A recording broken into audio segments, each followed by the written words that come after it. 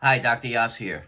In this video, I am going to try to clarify once and for all whether the best way to get stronger is through increasing resistance versus increasing the number of repetitions performed in a set of exercise. Let me be absolutely clear. Let me make this irrefutably clear.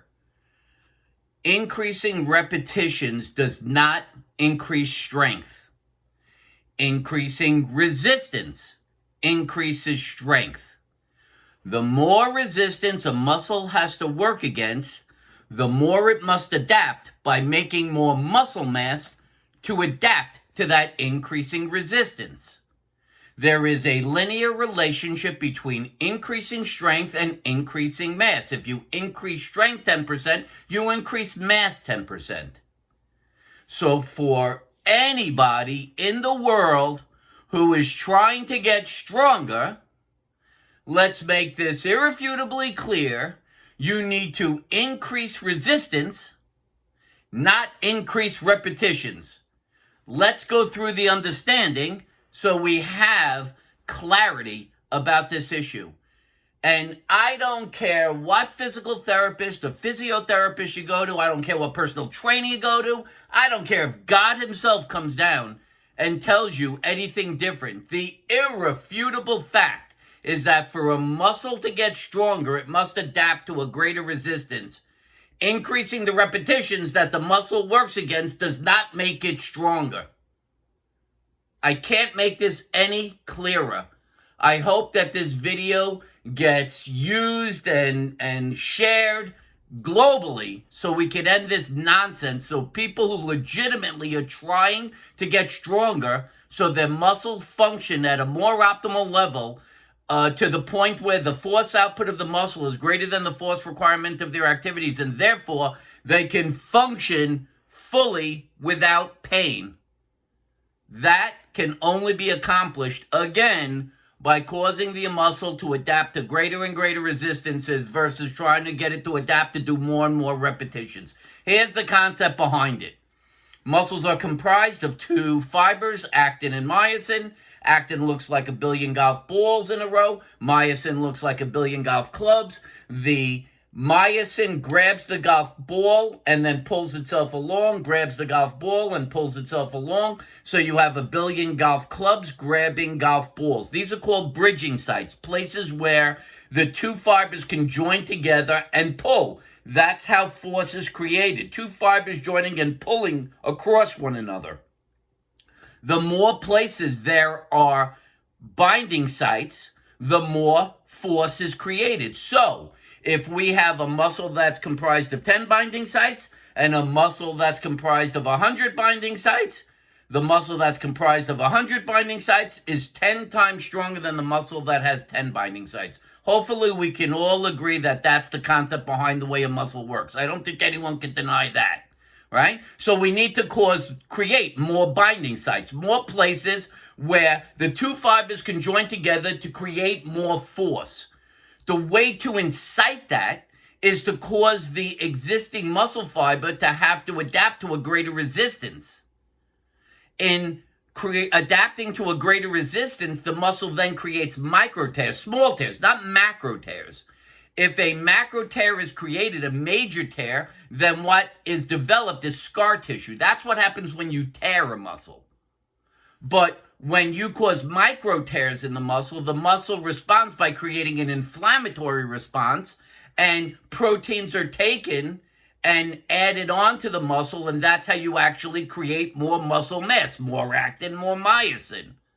So the initiation of the inflammatory response is through causing the muscle to adapt to a greater resistance. That's how you get the body to want to make more muscle. And just think of the logic of this. It's not that hard to understand. You're asking the muscle to push against a resistance greater than what it's used to. The muscle's going to have to say, well, I don't want to tear, so I've got to send the signal to the brain. I need more of me to push against this excess resistance. I need to grow more muscle mass. So that's how the concept of causing the muscle to adapt to a greater resistance creates a response in the muscle. What happens when you're actually increasing your repetition count from 10 to 15 to 20 to 25 to 30? I just had some lady tell me that some therapist told her to do 3 sets of 30 repetitions, 90 repetitions every day, which was even more stupid, even more ridiculous. I just told you and mentioned that there is an inflammatory response that has to occur after you cause a muscle to create those micro tears. And that inflammatory response occurs for the next 24 to 48 hours after the bout of the exercise. So the idea of strengthening every day means if you, in fact, you actually reach the point of creating an inflammatory response, you're actually trying to cause the muscle to get stronger and adapt to this resistance during the inflammatory process. Well, that muscle can create a lot of force during an inflammatory response, so you're more apt to be straining your muscle. That's why no muscle should be strengthened every day. That's insane. It's ridiculous. It goes against any premise of logic as to how a muscle works and how you need to strengthen the muscle. So muscles in the Yass method, you don't do an exercise more than 3 times a week, Monday, Wednesday, Friday, or Tuesday, Thursday, Saturday, for that reason. Let's go on to the idea of what happens when you're increasing the repetition count.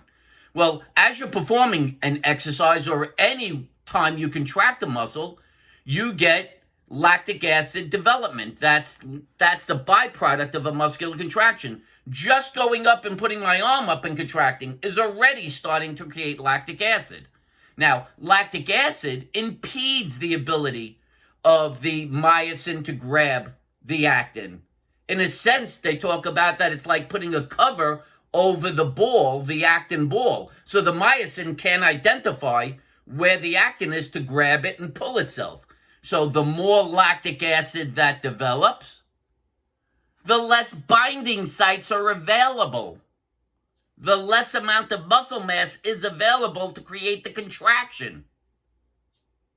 So if you keep increasing your rep count, all you're doing is having less and less muscle mass available to push that same level of resistance.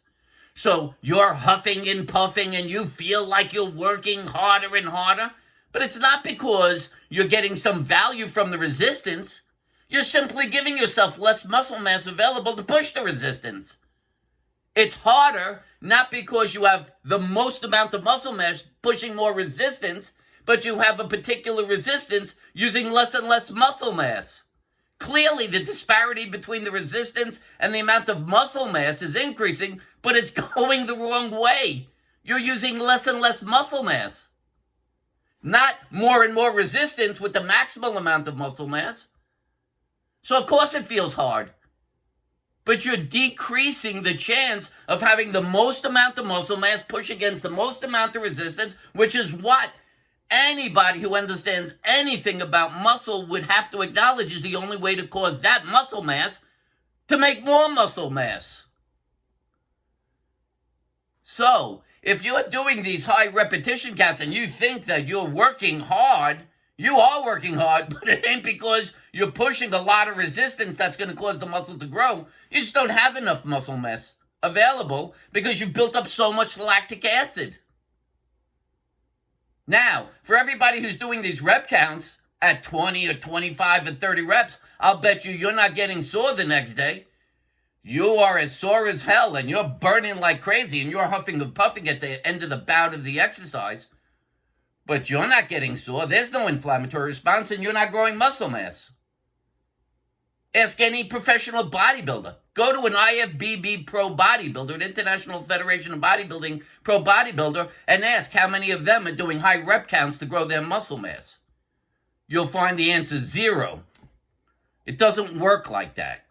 In reality, anybody who makes a living out of making muscle knows that the only way to make muscle is through causing the muscle to adapt to greater and greater resistances. That's why they're using a 150-pound dumbbell, 160-pound dumbbell, 180-pound dumbbell. They use crazy levels of dumbbell. They squat 500 pounds, 600 pounds.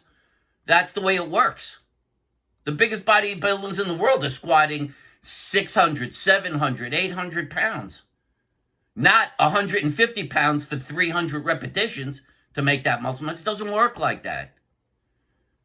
People like to say a lot of things, but what you have to do is look in reality and see what's happening.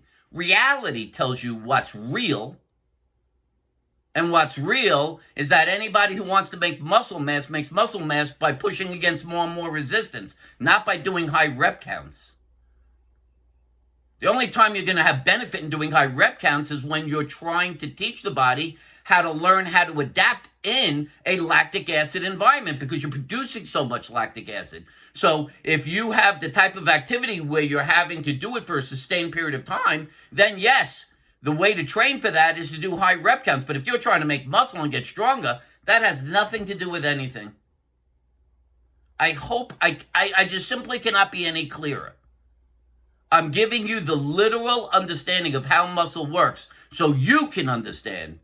Stop doing high rep counts to try to get stronger. There's only one way to get stronger, and that is causing the muscle to adapt to greater and greater resistances. And the only way to make sure that you're getting the maximal amount of muscle mass is by keeping your rep counts down low so that you don't have the chance to develop high levels of lactic acid. I do sets of 6 repetitions. I never go over 6 repetitions, ever. The reason is because I know that there's no way I'm developing very much lactic acid in those 6 repetitions. So I have all my muscle mass available, which allows me to push against the most amount of resistance, which allows the muscle to adapt and get stronger. And that's why over 35 years, I've never plateaued. I've never hit a plateau in my weightlifting. And that's also why I put on 62 pounds. I've gone from 160 pounds to 222 pounds of body weight. All right, hopefully this will once and for all clarify the idea of increasing resistance versus reps. And I don't care if you're a physical therapist or a physiotherapist or a personal trainer, where you are on the planet, when you hear this, this should clarify in your mind, as someone who's trying to help someone get stronger, what is real. So please share this video globally so we can get everybody who legitimately is trying to get stronger, so they can achieve their goals. Okay?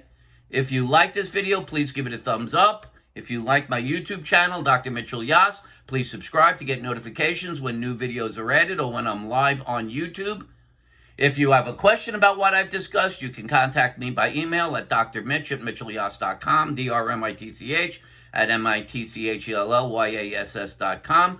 If this is really giving you some clarity and understanding why you haven't been able to achieve your goals of resolving your pain or other symptoms, or why you haven't been able to achieve your level of function back to where you'd like to be, and you'd like to set up a Skype or Zoom session with me so we can move you ahead properly utilizing the Yass method, which, again, it's outside the medical system. It's outside the fitness arena. This is a self-derived method that I've used over 28 years, and I've been lifting weights for 35. This is an understanding that I developed, which has helped me put on 60 pounds of muscle and helped me resolve the pain of thousands. So if you'd like to set up a Skype or Zoom session with me so I can move you forward, again, contact me by email at drmitch@mitchellyass.com. For now, this is Dr. Mitchell Yass, wishing you a pain-free, fully functional life. Let's all work together so we can end the blight of chronic pain globally. Bye-bye for now.